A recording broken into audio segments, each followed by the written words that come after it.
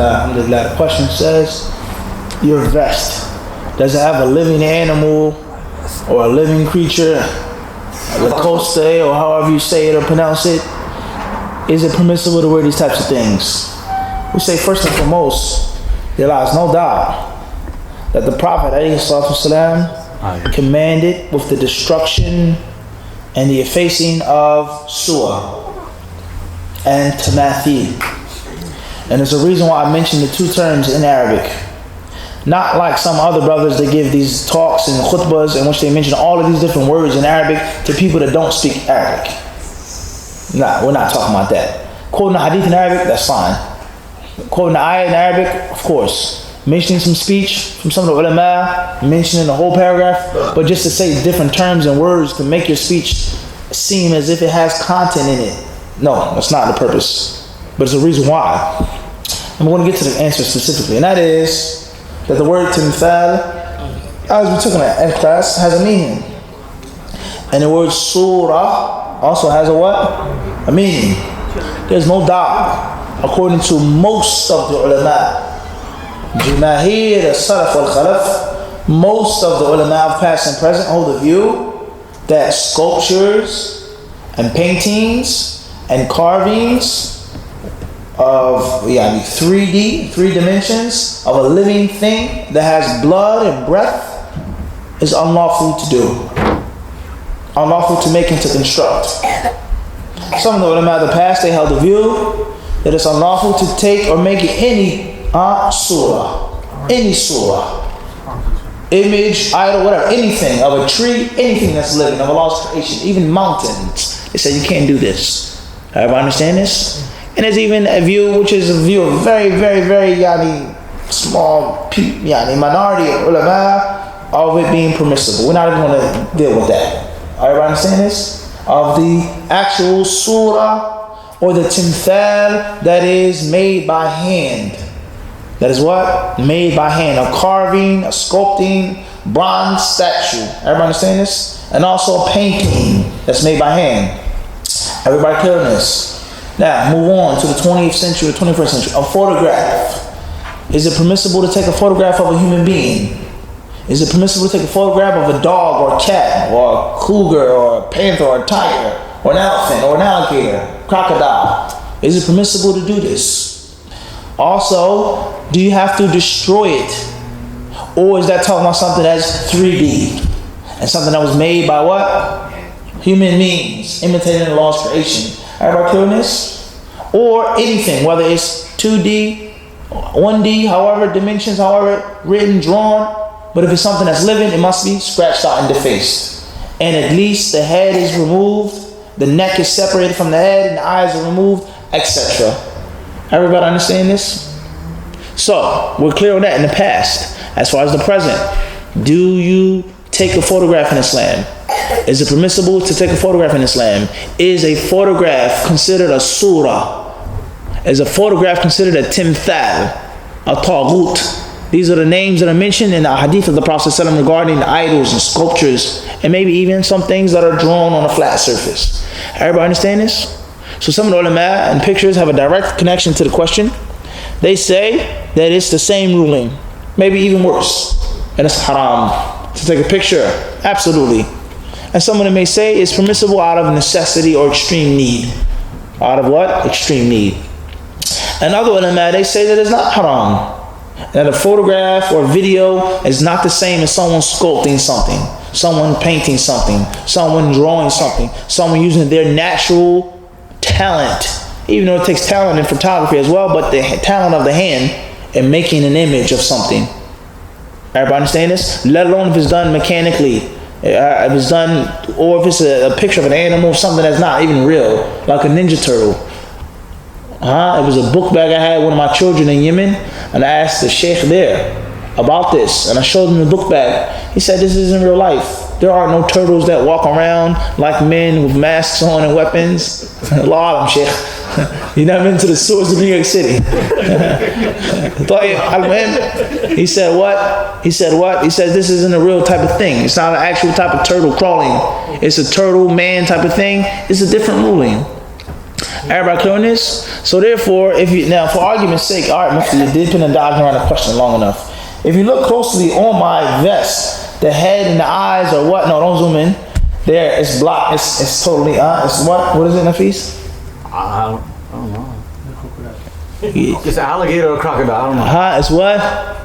You can see that it's what, Sheikh? It's an alligator. It's alligator. If you look closely, what else can you see though? Did you take a marker to it? So I'm not just wearing a vest with an alligator on it or the brand name that you mentioned, but I actually did what? Efface it. Whether it was haram or halal. Whether it was this view or another view. Clear, inshallah? Whether it was or whether it wasn't, I actually did what? So move it up to the camera, that way you can see that.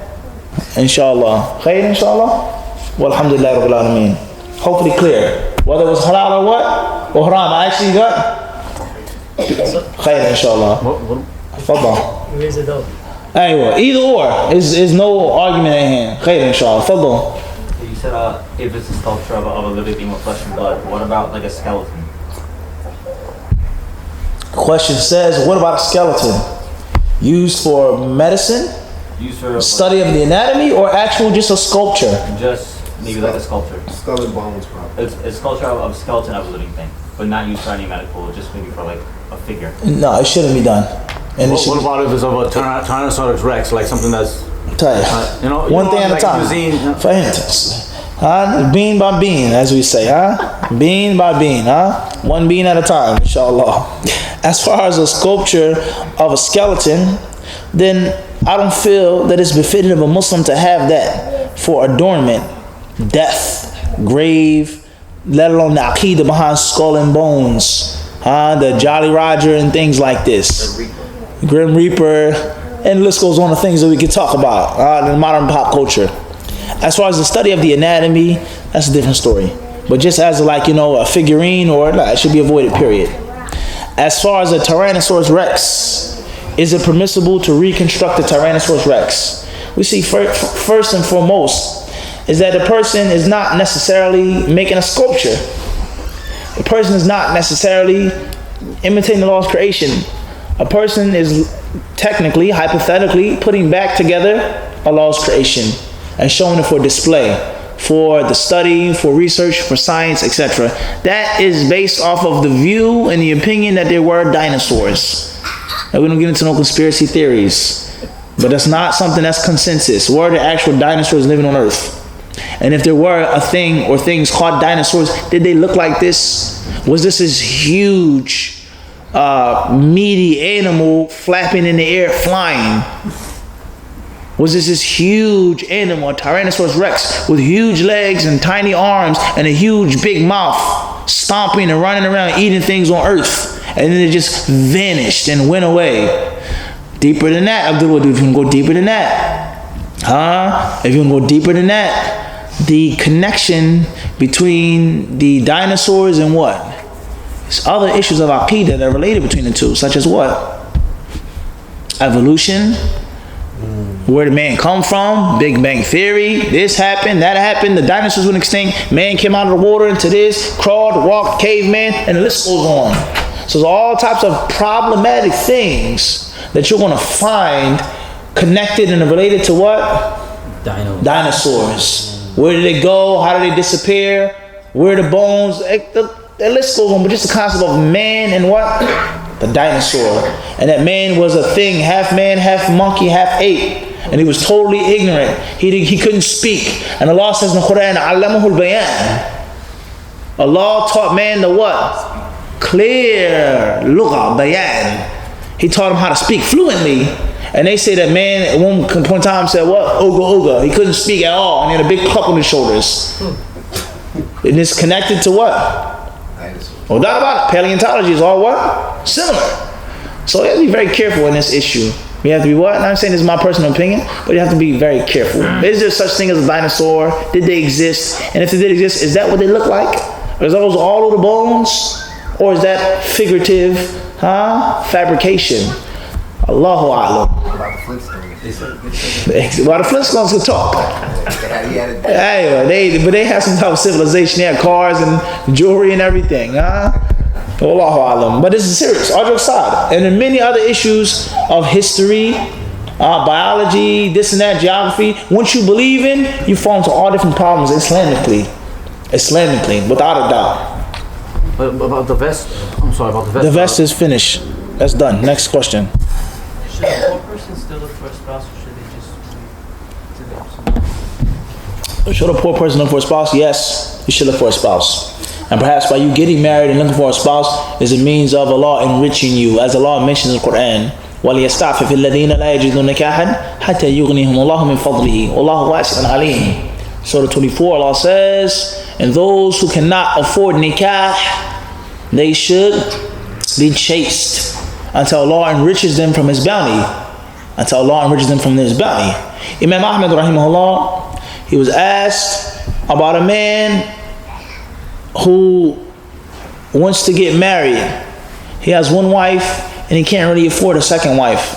He really didn't have a lot of money. Imam Ahmad, he said, يَنْبَغِي لِلرَّجُلِ, he says a man should be chaste and he should marry. One of his companions said, how can he afford another wife? Isn't time Imam Ahmad? He said, ask the man, he says, your rizq, your sustenance, is it in your hands? Do you provide yourself or Allah provides you? Who feeds you and gives you drink? You, your job, or Allah? Subhanahu wa ta'ala. So the concept of, let alone a hadith about the three types of men whom Allah subhanahu wa ta'ala will protect and look after. And from those three men, of those two types of men, those who want to get married to protect themselves.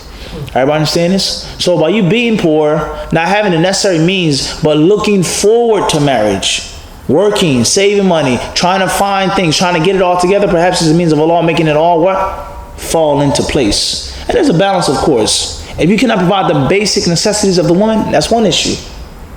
That's one issue. But if you have the basic necessities and you look for more money, that's a different issue. Because when you get married, obviously you're going to have to take care of her. And if you take care of her, then you're going to have to feel the responsibilities. The what? The responsibilities is going to force you to do what? Seek Allah's rizq. And why are you getting married?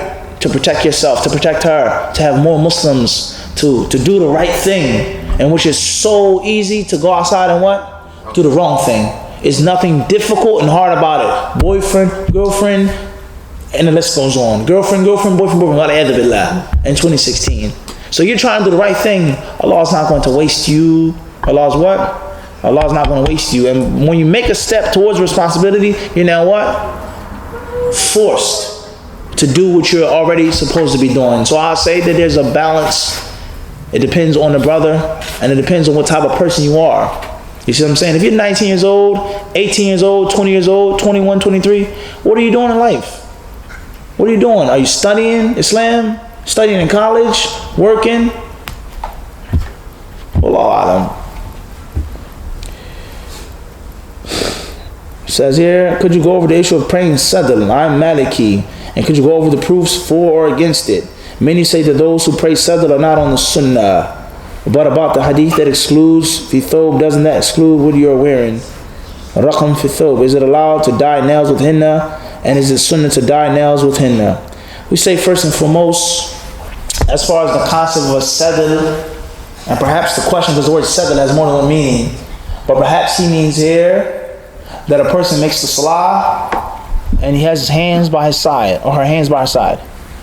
They may raise the hands, but they don't make qabt. They do not fold the hands, place the hands right on the left wrist or the forearm or even to the elbow. What are the proofs for it and against it? We say first and foremost, a brother being Maliki or Shafi'i or Hanafi or Zahiri or anything else, we know that the Prophet ﷺ, he did not pray in this manner. Is it obligatory to fold the hands? Is it unanimous? Is it a difference of opinion? We affirm that the Nabi ﷺ did not what? Masood, come sit down. The Prophet ﷺ did not pray what? In this manner. He didn't pray in this manner. Anyone who has any type of background and knowledge of the Prophet ﷺ's hadiths, the Sahih hadiths and the Da'if hadiths, they know for sure that the Nabi al-Kareem, he prayed and his hands were folded. Where were they folded? On the chest, beneath the chest, atop of the belly button, beneath the belly button. Al-Muhim, the Prophet ﷺ, he placed his hands on a place of his body, and he did not pray with his hands to his sides. Now, before we move on and mention some of these, or maybe not, whatever the case may be, the argument is, or I've heard people say this before, Maliki scholars, and that's a whole long issue. Madhab, is it permissible to be Maliki, etc. That's a long issue in itself. The concept of their argument, many of their arguments, not all of them, they say, is that there's nothing wrong with making sadr in the salah. And there is no specific text stating that you have to do it. Put your hand on top of the other hand. And then some of the ulama of the past said it was okay, and the mujtahideen said it was okay, and perhaps Imam Malik did it, Amal Ahl Medina, etc., etc., etc., etc. And most people, unfortunately, they argue and they fight over these points. We don't even have to argue over those points and fight over those points. Where did the Nabi al-Kareem pray like this? Right. Mandatory or not? Where did he pray like this? What narration states that the Prophet had his hands to his side from the takbir to the taslim? If you can bring a hadith sahih or da'if, we can bring it to the table and see what's the proper understanding, what's the strongest view. But if you can't even bring that, and you're basing off of what's permissible and what an imam allowed, وَرَخَّصَ فِي فُلَانٍ فُلَانٍ, and this one and that one, and they debated. But the Nabi al-Kareem, your example, your uswa, the one who you're to emulate and imitate and be like, did he do it? Yes or no? If he did it, then we can look at the other hadith. What's the correct, what you do all of the time. If he didn't do it, and you're basing the second pillar of Islam, the most important physical act of worship, off of something that an imam allowed and differed over, you have serious problems with your Islam. Serious problems with your Islam. If the most important physical act of worship, a big part of it is based off of the view and the fatwa of a later scholar, that's a problem. And I don't think any intellectual Muslim is going to differ on this point. I don't think any intellectual Muslim is going to differ on this point. We didn't get into it being haram or not. Everybody understand this? The concept, did the Nabi al-Kareem do it? How did he pray? Everybody understand this? Regardless of where he put his hands, but did he have his hands to his side? If you can't prove that, then you need to look at the statement, Ashhadu an la ilaha illallah wa ashhadu anna Muhammadan Rasulullah. What does that mean? To you to continually do something in the salah, the second pillar of Islam, that the Prophet never did, and that an imam allowed, and that an imam did. That's a mushkilah. That's a big, huge mushkilah. That's in brief. The argument, okay, on this point, you can find in the books of Shuruh al-Hadith, the books of fiqh, the classical 4 schools, the other non-orthodox 4 schools. They dealt with this issue in detail. Of, is it permissible to put your hands at the side? When you do fold your hands, where do they go? Chest, navel, belly, etc. Al-Muhim is that the Nabi al-Kareem, he said in Sahih Bukhari, the hadith of Sahih ibn Sa'ad al-Sa'di radiyallahu anhu, he says, Inna ma'ashir al-anbiya umirna an nada'a aymanana ala shama'ilina fi salah. He said, we, the prophets, the assembly of prophets, we have been commanded in order to place our right hands over our left hands in the salah. We have been commanded in order to put our right over our left in the salah. So another narration that the people were commanded to place their hands, the right hand on the left hand, in the salah. And in many other narrations in which the Prophet put his hand on his left hand in the salah, regardless of where. That's a whole different issue. Here, like this, like that. Those are secondary issues. What is important is that the Nabi al-Kareem alayhi salatu wasalam, he didn't pray like that. His companions didn't pray like that. And if there is a narration here or there, they do not stand up to the light of the numerous narrations. So this has nothing to do with being Maliki or Hanafi or Shafi'i. First and foremost, you have to be Muhammadi. Muhammadi. How did Imam Malik understand? How did Imam Abu Hanifa understand? How did Imam Shafi understand and deduce and extract? That's fine and that's peachy. But when the dalil comes to you clear and pristine, what Muhammad did or didn't do, that is your stance as a Muslim, as a Muhammadi.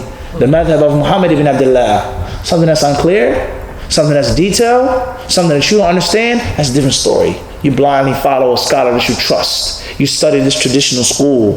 But when the dalil is in front of your face, you're nothing more than Muhammadi Zahiri. You take the apparent text. Every Muslim initially is Zahiri, has to take that which is apparent from the text. Everybody understand this? Initially.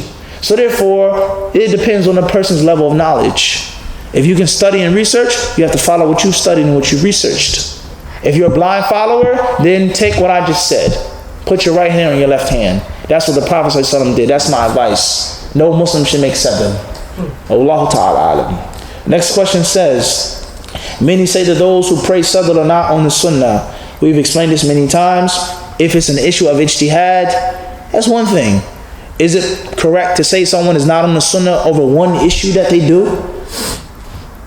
Or because the sadr is so apparent and so outward and a major part of the salah, perhaps that does take you away from quote unquote being on the sunnah, because it's not a hidden thing. You're doing it 5 times a day at least. Not doing what the Nabi al-Kareem did over and over and over and over again. But in general, Ahlul Sunnah wal Jama'ah, Ahlul Hadith, we do not love and hate. We do not show wala and bara based off of masail ijtihadiyya fiqhiyya. That's not from our way. This is what's correct, what we believe, what we teach, we understand. We don't base our love and our hate off of these masail of ijtihad. Everybody understand this, in which there is room for more than one view, even if the second view is incorrect. And this is in brief, and we've explained this in many classes before. So that's a long lecture in itself. Can you say that if a person prays with his hands to the side, he's not upon the sunnah? That's a strong statement.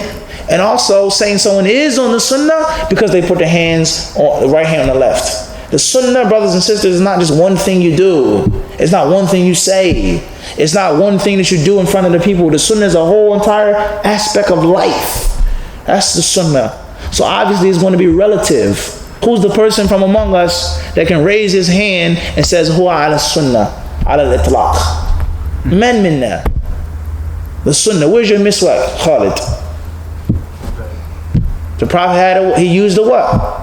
He used it all the time, even before he was dying. Alayhi salatu wasalam. He gave it to Aisha, and she prepared the miswak for him to use on his deathbed. So if you don't have a miswak, brushing your teeth all of the time, now you're officially what? Out. Get out. Is that from the sunnah? Without a doubt. How many hadith are on the miswak? And the list goes on of things that the Prophet ﷺ did and practiced and encouraged. Just because a person doesn't do 1 or 2 things does not mean he's what? Off the sunnah. Nor does it make a person what? On the sunnah for doing a few things. Everybody clear on this? The beard is from the sunnah, without a doubt. The beard is mandatory. Every Muslim man must grow his beard. And it's unlawful to shave his beard, according to all of the ulama, the madhahib of the ulama of the past. Ijma'. However, just because you have a beard does not mean that you're upon the sunnah and that's it. As some brothers think and feel. It's much more than that. How you pray, how you fast, how you give zakat, what knowledge do you have? How do you send in class? How do you treat your wife? That's the sunnah as well. The Prophet was kind to his wives. What heck is that? Everybody understand this? So that's a long, detailed discussion in itself. Last but not least, he says, what about the hadith that excludes fi raqam fi thob? Doesn't that exclude what you're wearing? Al-Muhim, we've answered the question about what I'm wearing or anyone else is wearing. Whether it is haram or not, the alligator is what? Has been effaced. Whether it's excluded or not. Is it allowed to dye the nails with henna? It's nothing wrong for a woman to dye her nails with henna. And perhaps it may come a time which a man may dye his nails for henna for medicinal purposes. However, the asl is that henna on a man's body is used in the hair and the beard. The hair and the beard. And it shouldn't be in other parts of a man's body except for medicinal purposes. Wallahu alam. The next question says, is it the sunnah to dye the nails with henna? Aisha radiallahu anha, she reported in Sunan of Abi Dawood, she says that my husband, the one that I loved, he disliked the smell of henna. He didn't like the way henna smelled. So if the Prophet didn't like the way it smelled, that means that he didn't use it too much. And if you're using too much, then that's not necessarily what? Henna on nails. It's something that's permissible for women to do, as we just said, for zina, adornment, beautification, if you're going to cover your hands outside. You shouldn't walk outside with henna on your hands and your nails and everyone sees the beautiful decorations on your hands, as many women do. That's wrong. If you're going to have a henna on your fingers, your fingertips, in the house, or cover your what? Cover your hands. Everybody clear on this? As far as the man, then the Prophet ﷺ, he told us in many authentic hadith, Inna khayra ma khadibtum bihi. He says the best dye to use, lahadha al-hinna. He says hinna. Another narration, he says al-hinna wal-katam. Henna and ketam together, because a dark, rich, robust color that's rich, borderline black, and it's unlawful to dye the hair black, according to the strongest view from among the ulama. A man is not to dye his hair black, and a woman is not to dye her hair black, according to the qawl as-sahih, the strongest view among the ulama. As far as henna, there's nothing wrong with a man wearing henna in the beard and in the head. That's the sunnah. That's highly recommended to do that. And we read the biography of the Khulafa al-Rashideen, most of them, if not all of them, dyed their beards and their heads with henna, whether it was yellow, whether it was red, whether it was mixed auburn, borderline black. Everybody understand this? As for henna on the nails, there's nothing wrong with that for a woman. As long as she's going to cover her hands, and the henna is not polished nail, it's a whole different concept, whereas the polished nail has a crust, has a film that prevents the wudu from touching the cuticles. Henna is what? Totally seamless. It doesn't have a film to it. Wallahu ta'ala alam. This is in brief. Obviously, I'm rushing. People are waiting to make the salah. Please forgive me.